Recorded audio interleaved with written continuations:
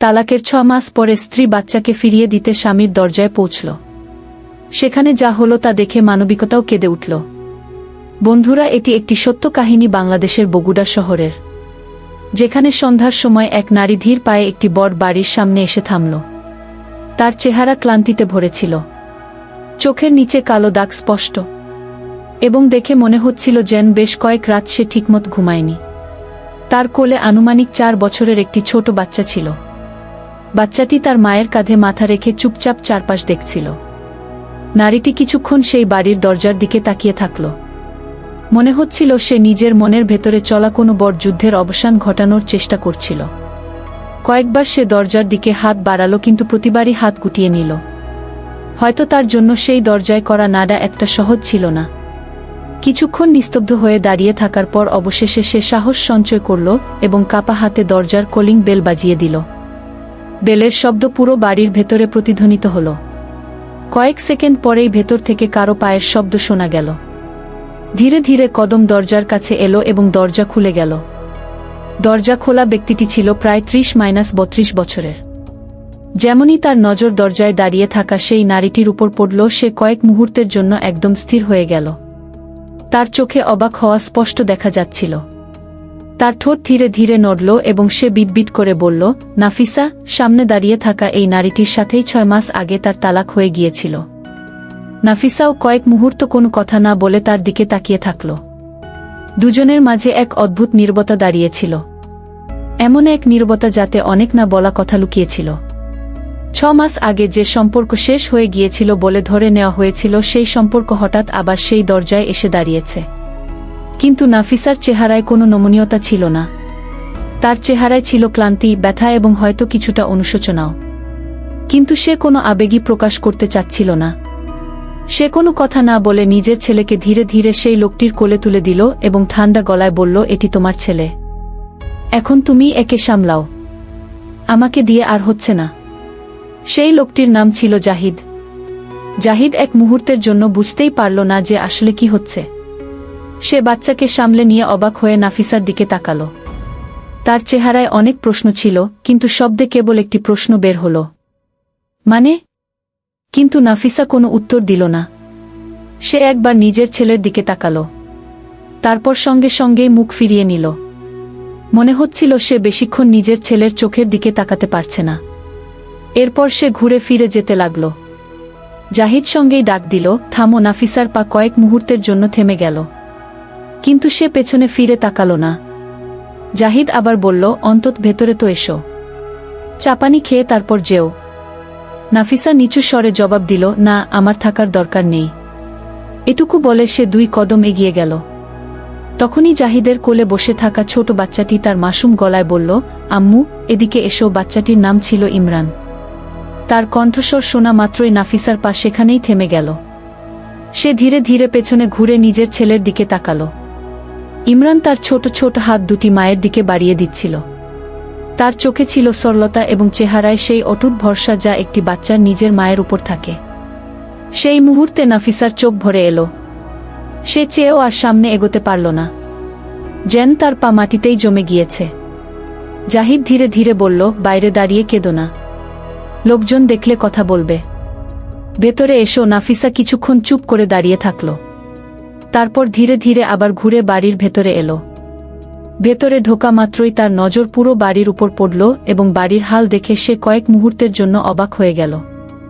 যে বাড়িতে একসময় সকাল সকাল হাসির আওয়াজ প্রতিধ্বনিত হতো, যেখানে প্রতিটি কোণ পরিষ্কার ও সাজানো থাকত, আজ সেই বাড়ি একদম অগোছালো হয়ে পড়েছিল। সোফায় ধুলো জমেছিল, টেবিলে ছড়ানো ছিটানো কাপ পড়েছিল এবং মেঝেতে পড়েছিল খেলনা, যেগুলোর দিকে হয়তো বেশ কয়েকদিন ধরে কেউ খেয়াল করেনি। নাফিসা কিছুক্ষণ চুপচাপ চারপাশ দেখল, তারপর সে ধীরে ধীরে বলল, বাড়ির কি হাল করে রেখেছ? জাহিদ হালকা হাসির সাথে বলল, এখন এতে তোমার কি আসে যায়? এই বাড়িটি আমার। তার কণ্ঠে হালকা তিক্ততা ছিল। নাফিসা কিছু বলল না, কিন্তু তার মনে অনেক পুরনো দৃশ্য একসাথে ঘুরতে লাগল। একসময় এই বাড়িটি তার হাসিতে ভরে থাকত। শাশুড়ি সকালে আঙ্গিনায় বসে চা খেতেন, শ্বশুর খবরের কাগজ পড়তে পড়তে তাকে ডাক দিতেন এবং জাহিদ তো প্রতি ছোট ছোট কথায় হেসে দিত। কিন্তু আজ সেই বাড়িতে শুধু নীরবতা ছিল। কিছুক্ষণ দুজনেই চুপ থাকল।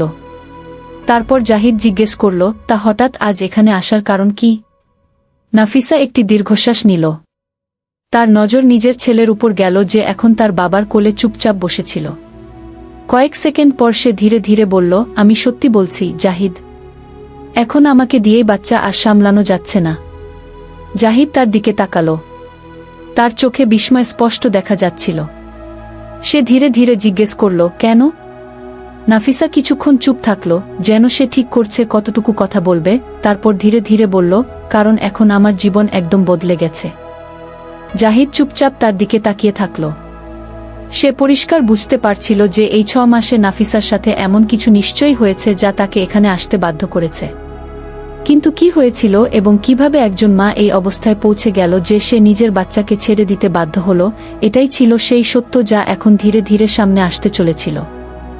আর এই সত্যের শুরু হয়েছিল প্রায় 5 বছর আগে, যখন প্রথমবার নাফিসা এই বাড়িতে বউ হয়ে এসেছিল। তখন এই বাড়ির পরিবেশ একদম আলাদা ছিল। সেই দিন পুরো বাড়িতে খুশির আমেজ ছিল। আঙ্গিনায় আলপনা দেওয়া হয়েছিল, দরজায় ফুলের মালা লাগানো ছিল এবং বাড়ির প্রতিটি কোণে আত্মীয়দের আওয়াজ প্রতিধ্বনিত হচ্ছিল। নাফিসা সেই সময় খুব সাধারণ এবং লাজুক মেয়ে ছিল। সে পাশের একটি ছোট গ্রামে বেড়ে উঠেছিল। তার বাবা চাষাবাদ করতেন এবং পরিবার খুব সাধারণ জীবন যাপন করত। ছোটবেলা থেকেই তাকে এটি শেখানো হয়েছিল যে মেয়ের আসল পৃথিবী তার শ্বশুরবাড়ি। তাই যখন তার বিয়ে জাহিদের সাথে ঠিক হলো, তখন তার বাবা মা তাকে অনেক বুঝিয়েছিলেন যে এখন থেকে ওই বাড়িটি তোমার নিজের বাড়ি হবে। জাহিদ বগুড়ার একটি ভালো কোম্পানিতে কাজ করত। শিক্ষিত, বুদ্ধিমান এবং শান্ত স্বভাবের মানুষ ছিল। তার বাবা মাও খুব সহজ সরল এবং স্নেহশীল ছিলেন। বিয়ের পর যখন নাফিসা প্রথমবার এই বাড়িতে এলো, তখন সে ভাবতেও পারেনি যে সে এতটা ভালোবাসা ও সম্মান পাবে। শুরুর দিনগুলোতে নাফিসা সব কাজ খুব সামলে করত। সকালে তাড়াতাড়ি উঠত, বাড়ির কাজে হাত লাগাত এবং সবার খেয়াল রাখত। শাশুড়ি তাকে মেয়ের মতো বোঝাতেন এবং শ্বশুরও তাকে অনেক স্নেহ করতেন। জাহিদ তো এমনিতেই সবসময় তার খেয়াল রাখত। কখনো কখনো বিকেলে জাহিদ অফিস থেকে ফিরলে সরাসরি তার পাশে এসে বসত। দুজন দীর্ঘক্ষণ কথা বলত। অনেক সময় সে তাকে বগুড়া শহরের রাস্তায় ঘোরাতেও নিয়ে যেত। নাফিসার জন্য এই সব কিছুই একদম নতুন ছিল। গ্রামে সে কখনো এমন জীবন দেখেনি। ধীরে ধীরে সে এই বাড়িতে পুরোপুরি মানিয়ে নিল। এখন তার প্রতিটি কোণ নিজের মতো মনে হতো। শ্বশুর শাশুড়িও তার উপর খুব খুশি থাকতেন, কারণ নাফিসার মধ্যে কখনো অহংকার আসেনি। সে সবসময় সবার কথা মন দিয়ে শুনত এবং পুরো মন দিয়ে ঘর সামলাত। বিয়ের 2 বছর এভাবেই হাসি খুশিতে কেটে গেল। এই সময়ে জাহিদ ও নাফিসার মধ্যে কখনো কোনো বড় ঝগড়া হয়নি। ছোটখাটো মানবিমান হতো, কিন্তু কিছুক্ষণের মধ্যেই দুজন আবার হাসাহাসি করত। তারপর একদিন হঠাৎ সবকিছু আরও বদলে গেল। এক সকালে নাফিসার হঠাৎ বমি হতে লাগল।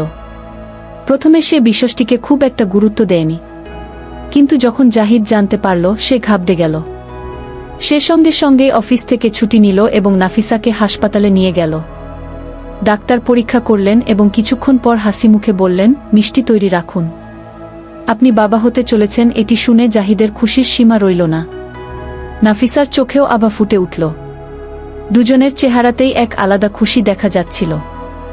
বাড়ি ফেরার পর যখন এই খবর শ্বশুর শাশুড়ি পেলেন, তখন পুরো বাড়িতে খুশির মেলা বসে গেল। এখন নাফিসার বিশেষ খেয়াল রাখা হতে লাগল।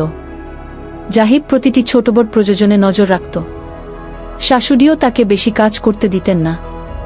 ধীরে ধীরে সময় কাটতে থাকল এবং অবশেষে সেই দিনটিও চলে এলো যখন নাফিসা একটি কিউট ছেলের সন্তানের জন্ম দিল। বাচ্চার জন্মের পর বাড়ির খুশি যেন দ্বিগুণ হয়ে গেল।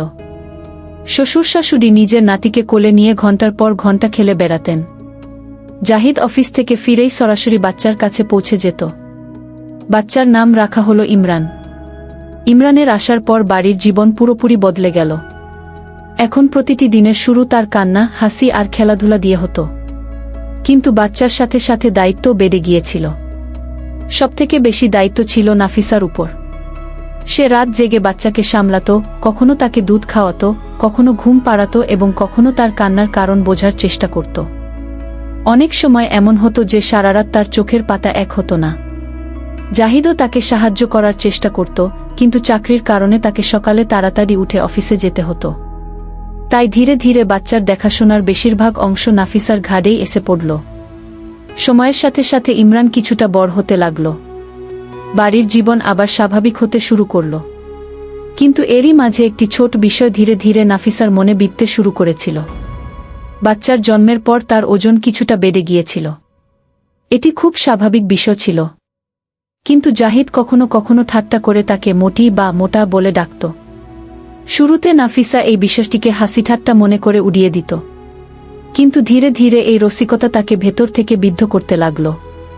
অনেক সময় এমন হতো যে বাড়িতে কোনো আত্মীয় এসেছে আর জাহিদ হাসতে হাসতে বলে দিত, আরে মোটি, একটু জল নিয়ে এসো তো। সবাই হাসত, কিন্তু নাফিসার চেহারার হাসি কিছুক্ষণ পর ফিকে হয়ে যেত। সে কিছু বলল না, কিন্তু তার মনে ধীরে ধীরে একটি অভিযোগ জমা হতে শুরু করেছিল।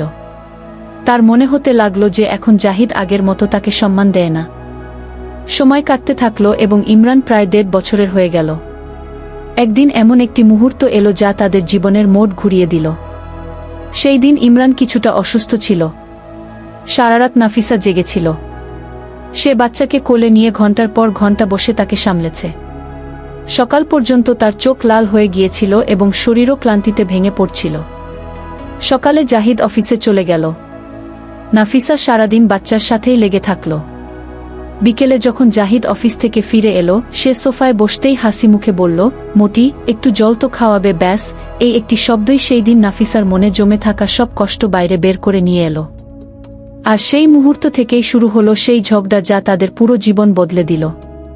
জাহিদ যেমনি হাসি মুখে বলল, মোটি, একটু জল তো খাওয়াবে, তেমনি নাফিসার ভেতরে জমে থাকা সব রাগ হঠাৎ বাইরে চলে এলো। সেই দিন সে আগে থেকেই অনেক ক্লান্ত ছিল। সারারাত বাচ্চাকে সামলাতেই কেটে গিয়েছিল এবং সারাদিনও সে বিশ্রাম করার সুযোগ পায়নি। নাফিসা কয়েক সেকেন্ড চুপ করে দাঁড়িয়ে থাকল। তারপর সে ধীরে ধীরে বলল, তোমার কি সবসময় এই এক রসিকতা মাথায় ঘোরে? জাহিদ বুঝতে পারল না হঠাৎ কি হলো। সে সব সময়ের মতো হাসি মুখে বলল, আরে এতে কি হয়েছে, রসিকতাই তো। কিন্তু সেই দিন নাফিসার ধৈর্যের বাঁধ ভেঙে গেল। সে উঁচু গলায় বলল, রসিকতা?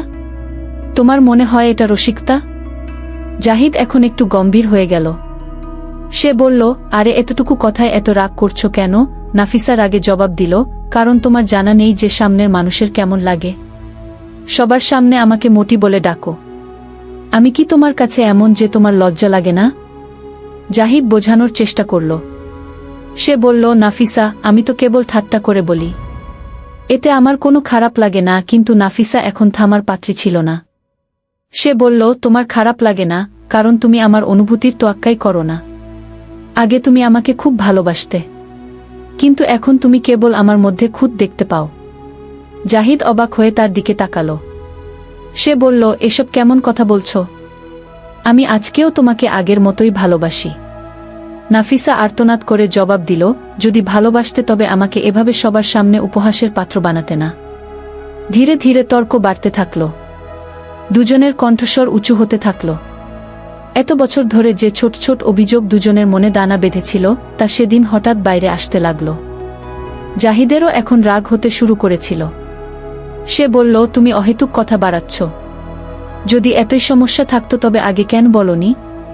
নাফিসার সঙ্গে সঙ্গেই জবাব দিল, কারণ আমি প্রতিবার ভাবতাম যে তুমি বুঝে যাবে, কিন্তু তুমি তো কখনো বুঝতেই পারলে না।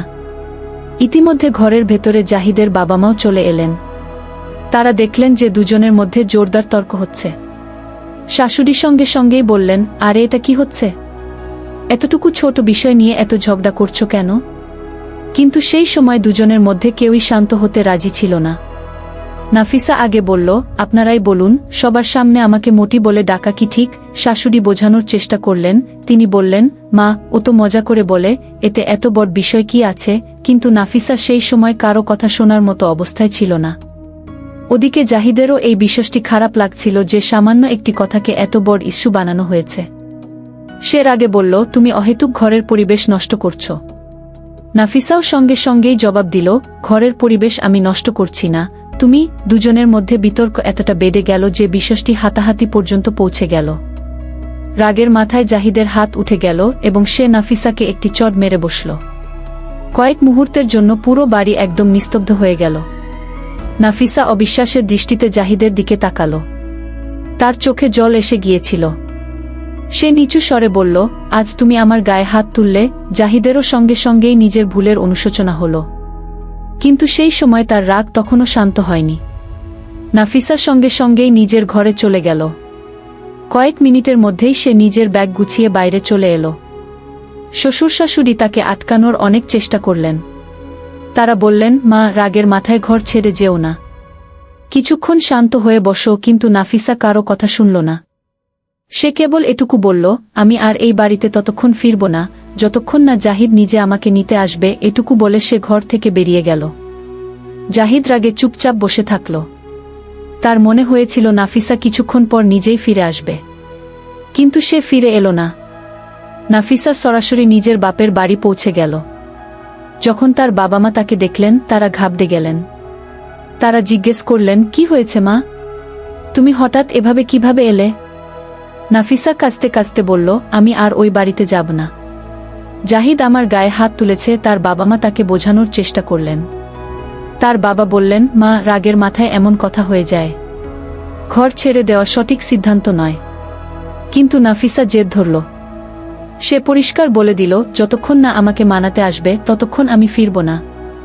ওদিকে বগুড়ায় জাহিদের ঘরের পরিবেশও পুরোপুরি বদলে গিয়েছিল। ঘরে আর সেই আগের মতো হাসি আর উজ্জ্বলতা ছিল না। শ্বশুর শাশুড়ি এই চিন্তায় খুব দুঃখী থাকতে লাগলেন যে তাদের ছেলের সংসার ভাঙার উপক্রম হয়েছে। তারা অনেকবার জাহিদকে বললেন যে গিয়ে নাফিসাকে মানিয়ে নিয়ে এসো, কিন্তু জাহিদও নিজের অহংকারে অটল থাকল। দিন কাটতে থাকল, তারপর সপ্তাহ এবং মাসও কেটে গেল, কিন্তু জাহিদ নাফিসাকে নিতে গেল না আর নাফিসাও ফিরে এলো না।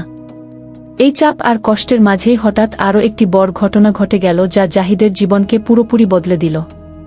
নাফিসার ঘর ছেড়ে চলে যাওয়ার পর জাহিদের বাবা মা অনবরত চিন্তায় থাকতে লাগলেন। তাদের সবথেকে বেশি কষ্ট এই ভেবে হচ্ছিল যে তাদের হাসি খুশি সংসার হঠাৎ ভাঙার মুখে চলে এসেছে।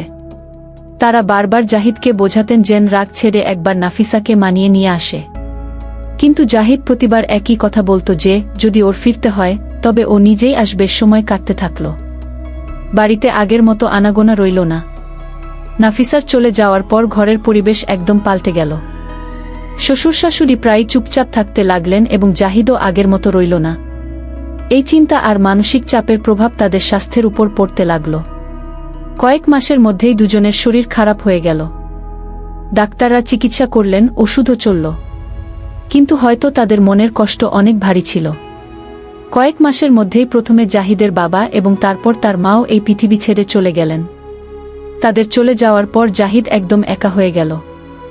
যে বাড়িতে একসময় 4 জন মানুষের হাসি প্রতিধ্বনিত হতো, এখন সেখানে শুধু নীরবতা বিরাজ করছে। ওদিকে নাফিসা যখন এই খবর পেল, কয়েক মুহূর্তের জন্য তার কলিজাও কেঁপে উঠল। সে এই ভেবে ব্যথিত হল যে সে তার শ্বশুর শাশুড়ির শেষ সময়ে তাদের পাশে ছিল না, কিন্তু তার ভেতরের রাগ আর জেদ তখনও পুরোপুরি শেষ হয়নি। কিছু সময় পর জাহিদ একটি সিদ্ধান্ত নিল। সে ভাবল, যদি নাফিসা ফিরতেই না চায় তবে এই সম্পর্ককে এভাবে ঝুলিয়ে রাখার কোনো মানে হয় না। এই চিন্তা থেকেই সে নাফিসাকে তালাকের নোটিশ পাঠিয়ে দিল। যখন সেই নোটিশ নাফিসার কাছে পৌঁছালো, সে আগের চেয়েও বেশি রেগে গেল। তার মনে হল জাহিদ সম্পর্ক বাঁচানোর চেষ্টার বদলে তা শেষ করার সিদ্ধান্ত নিয়েছে। তার বাবা তাকে বোঝানোর চেষ্টা করলেন। তিনি বললেন, মা, রাগের মাথায় নেওয়া সিদ্ধান্ত সবসময় সঠিক হয় না। যদি এখনো তুমি চাও তবে সবকিছু ঠিক হতে পারে। কিন্তু নাফিসা সেই সময় কারো কথা শোনেনি। সে জেদ করে বলল যে যদি জাহিদ তালাক চায় তবে তারও কোনো আপত্তি নেই। ধীরে ধীরে বিষয়টি কোর্ট পর্যন্ত গড়াল। বেশ কয়েক মাস কেস চলল এবং অবশেষে একদিন আদালত দুজনের তালাক মঞ্জুর করে দিল। আদালতের রায় অনুযায়ী ছেলে ইমরানের দায়িত্ব নাফিসা পেল, কারণ সেই সময় তার বয়স অনেক কম ছিল। কিন্তু যখন আদালতের বাইরে নাফিসা ইমরানকে নিজের কোলে নেওয়ার চেষ্টা করল, সে চিৎকার করে কাঁদতে লাগল। সে তার বাবার দিকে হাত বাড়াতে লাগল। এটি দেখে সেখানে উপস্থিত অনেক মানুষের চোখ ভিজে এলো। একটি ছোট বাচ্চা বুঝতেই পারছিল না কেন হঠাৎ তার পৃথিবী বদলে যাচ্ছে। কিন্তু আদালতের রায় চূড়ান্ত। অবশেষে নাফিসা ইমরানকে নিয়ে নিজের বাপের বাড়ি চলে গেল। শুরুর কিছুদিন সব ঠিক ছিল। তার ভাই ও ভাবি তার খেয়াল রাখতেন, কিন্তু ধীরে ধীরে পরিস্থিতি বদলাতে লাগল। নাফিসা তালাকের পর যে টাকা পেয়েছিল তা সে বিশ্বাসের খাতিরেই নিজের ভাইকে দিয়ে দিয়েছিল। সে ভেবেছিল এখন তাকে এই বাড়িতেই থাকতে হবে, তাই টাকা বাড়ির কাজেই লাগবে। কিন্তু কয়েক মাসের মধ্যেই সেই টাকা শেষ হয়ে গেল। টাকা শেষ হতেই ভাই ও ভাবির ব্যবহারও বদলাতে লাগল। এখন ছোট ছোট প্রয়োজনেও নাফিসাকে খোটা শুনতে হতো। যদি সে কোনো জামাকাপড় বা স্যান্ডেল কেনার কথা বলতো, তবে তার ভাই বলে দিত যে সে আর কতদিন তার দায়িত্ব টানবে। ধীরে ধীরে নাফিসা উপলব্ধি করতে শুরু করল যে বাপের বাড়ি সব সময়ের জন্য নিজের বাড়ি হয় না। এখন তার সামনে সবথেকে বড় দায়িত্ব ছিল তার ছেলের। সে অনেকবার ভাবত কোনো চাকরি করে নেবে, কিন্তু আবার ইমরানের চিন্তায় পড়ে যেত। এত ছোট বাচ্চাকে ফেলে সে কোথায় যেত? তার মাও এখন বৃদ্ধ হয়ে গিয়েছিলেন এবং তিনি বাচ্চার দায়িত্ব নেওয়ার জন্য প্রস্তুত ছিলেন না। দিন কাটতে থাকল এবং নাফিসার জীবন ধীরে ধীরে আরও কঠিন হতে লাগল। এখন সে নিজের প্রতিটি সিদ্ধান্তের জন্য অনুতপ্ত হতে শুরু করেছিল। সে বুঝতে শুরু করেছিল যে রাগ আর অহংকারে সে কত বড় ভুল পদক্ষেপ নিয়ে ফেলেছিল। অবশেষে একদিন সে সিদ্ধান্ত নিল। সে ভাবল, ইমরান যদি তার বাবার কাছে থাকে তবে অন্তত সে একটি ভালো ভবিষ্যৎ পাবে। এই ভেবেই এক বিকেলে সে নিজের ছেলেকে কোলে নিয়ে বগুড়া পৌঁছে গেল এবং সরাসরি সেই বাড়ির দরজায় এসে দাঁড়াল যেখান থেকে সে একদিন রাগে চলে গিয়েছিল। তারপর সে কাপা হাতে বেল বাজালো এবং দরজা খোলা মাত্রই নিজের ছেলেকে জাহিদের কোলে দিয়ে বলল, এটি তোমার ছেলে, এখন তুমিই সামলাও একে, আমাকে দিয়ে আর হচ্ছে না। কিন্তু সেই মুহূর্তে তার বিন্দুমাত্র আন্দাজ ছিল না যে সেই ঘরের ভেতরে বসে কিছুক্ষণ পর জাহিদ তাকে এমন এক কথা বলতে চলেছে যা তার পুরো জীবনকে আবার বদলে দেবে। নাফিসা চুপচাপ ঘরের এক কোণে বসেছিল। তার নজর বারবার নিজের ছেলে ইমরানের উপর যাচ্ছিল, যে এখন তার বাবার কোলে শান্ত হয়ে বসে আছে। অনেক মাস পর সে তার বাবার এত কাছে এসেছে, তাই তার চেহারায় এক আলাদা প্রশান্তি দেখা যাচ্ছিল। জাহিদ ধীরে ধীরে তার চুলে হাত বুলিয়ে দিচ্ছিল। তার চেহারাতেও এক অদ্ভুত শান্তি ছিল, কিন্তু তার চোখে কোথাও না কোথাও ব্যথা এখনো বাকি ছিল। কিছুক্ষণ ঘরের মধ্যে একদম নিস্তব্ধতা ছেয়ে থাকল। দুজনের কাছে অনেক কথা ছিল, কিন্তু শব্দ যেন গলা আটকে গিয়েছিল। অবশেষে জাহিদ নীরবতা ভাঙল। সে নিচু স্বরে জিজ্ঞেস করল, এখন কি করার ভাবছ? নাফিসা মাথা নিচু করে নিল। সে কয়েক মুহূর্ত ভাবতে থাকল, তারপর ধীরে ধীরে বলল, আমি এখানে কেবল ইমরানকে ছেড়ে দিতে এসেছিলাম, যাতে সে তার বাবার কাছে থাকতে পারে। আমার মনে হয় এটি ওর জন্য ভালো হবে। জাহিদ তার কথা মন দিয়ে শুনল, কিন্তু সে সঙ্গে সঙ্গেই কোনো উত্তর দিল না। সে কিছুক্ষণ নিজের ছেলেকে দেখতে থাকল, তারপর সে দীর্ঘশ্বাস নিল এবং বলল, যদি ইমরান এখানে থাকে তবে কি তুমি ওকে ছাড়া থাকতে পারবে? এই প্রশ্ন শোনা মাত্রই নাফিসার চোখ ভরে এলো। সে কিছুক্ষণ চুপ থাকল, তারপর ধীরে ধীরে বলল, মা হয়েও আমি ওর জন্য কিছু করতে পারছি না। হয়তো এটিই আমার জন্য সবথেকে বড় শাস্তি। জাহিদ তার দিকে তাকালো। এখন তার চেহারায় আগের মতো তিক্ততা ছিল না। সে শান্ত গলায় বলল, নাফিসা, ভুল কেবল তোমার ছিল না। নাফিসা অবাক হয়ে তার দিকে তাকালো। জাহিদ বলে চলল, যদি সেই দিন আমি রাগের মাথায় তোমার উপর হাত না তুলতাম এবং তারপর তোমাকে মানাতে যেতাম, তবে হয়তো আজ পরিস্থিতি এমন হতো না। এটি শোনা মাত্রই নাফিসার চোখ থেকে জল গড়াতে লাগল। সে কাপা গলায় বলল, না জাহিদ, ভুল আমারও ছিল। যদি আমি সেই দিন রাগের মাথায় ঘর ছেড়ে না যেতাম এবং একটু বুদ্ধিমত্তার সাথে কাজ করতাম, তবে হয়তো আমাদের সংসার কখনো ভাঙত না। দুজনেই কিছুক্ষণ চুপচাপ বসে থাকল। তাদের মধ্যে এখন আর রাগ ছিল না, কেবল অনুশোচনা ছিল। সেই সময় ইমরান ধীরে ধীরে জাহিদের কোল থেকে নেমে নিজের মায়ের কাছে চলে গেল। সে নাফিসার হাত ধরে মাসুমের মতো বলল, আম্মু, তুমি এখানেই থেকে যাও না। তার এই ছোট কথাটি শুনে নাফিসার বুক ফেটে গেল। জাহিদও সেই দৃশ্য চুপচাপ দেখছিল। কয়েক সেকেন্ডের নীরবতার পর সে ধীরে ধীরে বলল, নাফিসা, যদি তুমি চাও তবে আমরা আবার চেষ্টা করতে পারি। নাফিসা বিস্ময় নিয়ে তার দিকে তাকালো। জাহিদ আবার বলল, হয়তো আমরা দুজন রাগ আর অহংকারে অনেক বড় ভুল করে ফেলেছিলাম, কিন্তু যদি আমরা চাই তবে ইমরানের জন্য আরও একবার নতুন করে শুরু করতে পারি। নাফিসার চোখ দিয়ে অনবরত জল পড়ছিল। সে কাপা কাপা হাত জোর করল এবং কাঁদতে কাঁদতে বলল, আমাকে ক্ষমা করে দাও জাহিদ। আমার জেদ আর অহংকার আমাদের সংসার ভেঙে দিয়েছিল। জাহিদ সঙ্গে সঙ্গেই তার হাত ধরে নিল এবং শান্ত গলায় বলল, ক্ষমার প্রয়োজন আমাদের দুজনেরই, কারণ ভুল আমাদের দুজনের দ্বারাই হয়েছিল। এটুকু শোনা মাত্রই নাফিসা নিজেকে আর সামলাতে পারল না।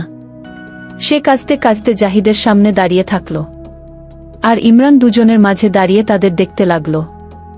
সেই ছোট্ট বাচ্চাটির হয়তো পুরো বিষয়টি বোঝার ক্ষমতা ছিল না, কিন্তু সে এটুকু অন্তত বুঝতে পারছিল যে তার মা বাবা আবার একসাথে দাঁড়িয়েছে। কিছুক্ষণ পর জাহিদ ঘরের দিকে নজর বুলিয়ে হালকা হাসির সাথে বলল, এমনিতে ঘরের হাল তো দেখোই। মনে হচ্ছে এখন একে আবার সামলানোর মতো কেউ একজন চলে এসেছে। নাফিসা চোখ মুছে চারপাশ দেখল।